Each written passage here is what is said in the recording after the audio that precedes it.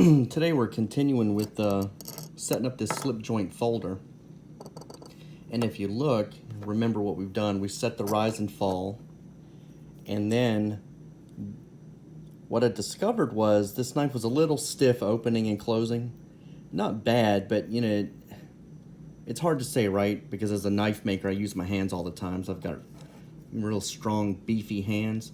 So what you do is you give this knife to 3 or 4 other people and have them open it and close it, and they're like, yeah, it's a bit stiff, you know, it's hard to grip.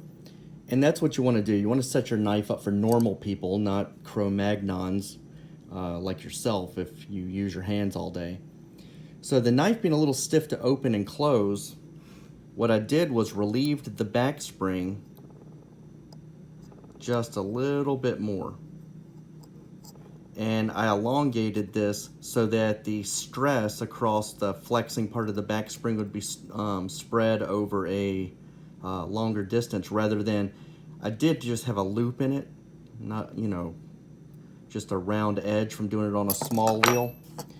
And the issue with that is all of the stress would have then been at the thinnest part of the metal. So I stretched that scallop out just a bit to, I'm not trying to make you seasick here.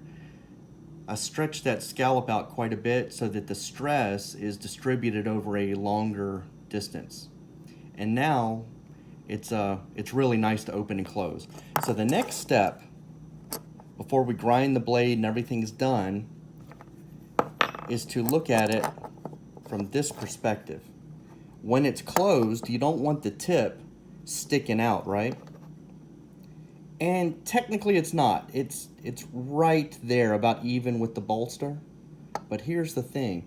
If you take your finger and you rub it across your knife, my finger will, you know, the fatty part of the finger will find that little crack, and it can find the tip of that blade. And what's going to happen over time, if you're carrying this knife around in your pocket, you're going to reach in there to grab your knife sooner or later and rub like this, and once that's ground to a tack sharp point, sooner or later you're going to find that and you're going to bite yourself.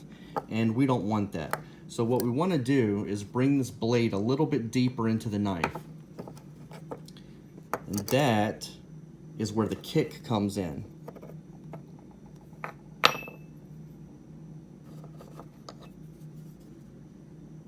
That little tail on the tang is the kick.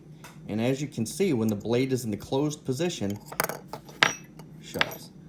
when the blade is in the closed position, the kick runs into the back spring. That's your doorstop. And that's what keeps the cutting edge of the blade from running into the back spring. So when you close your knife and you hear it go click,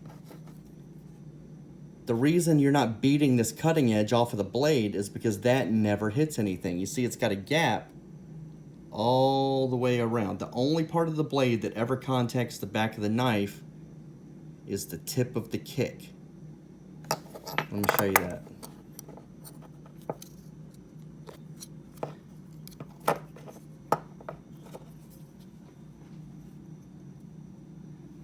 So there it is resting on the half stop. And when we go to close it, see that? Nothing hit except for that kick. There's a gap all the way around that blade. And we want there to be a little bit of a gap so that we can set that blade down a little bit tighter. So as you can see, looking at it from here, that blade is perfectly in line with the liner on the back side. And what we want is for that to be just a little bit deeper into the knife. Because like I say, this, you know, on paper, this looks great. However, life is not about paper.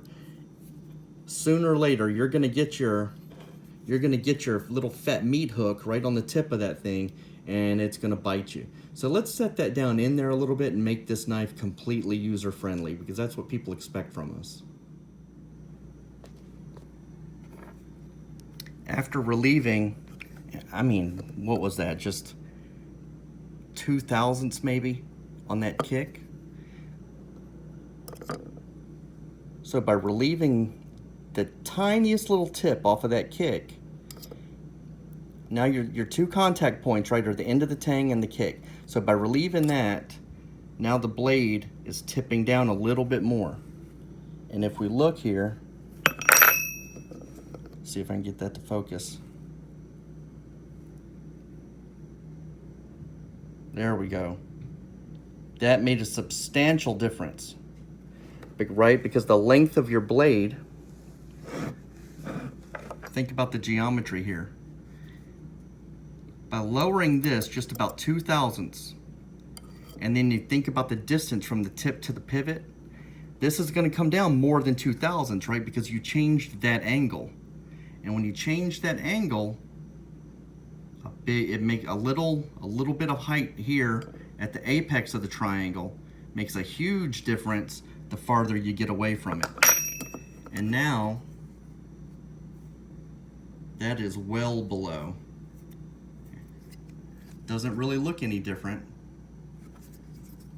but there's nothing there. There's no way now to get caught on that. And that's what we want.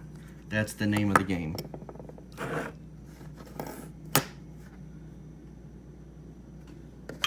So this blade is now geometrically perfect. That's exactly where I want it. We'll polish it up one more time, and you can see these little scratches you see here. That's because with all the hand sanding and stuff that you do, as you sand the back of these, you end up with a burr on the corners. So there's the tiniest little burr. So I'm gonna polish this out one more time. That'll be done. Break all edges, right? Get rid of any sharp 90-degree edges on everything.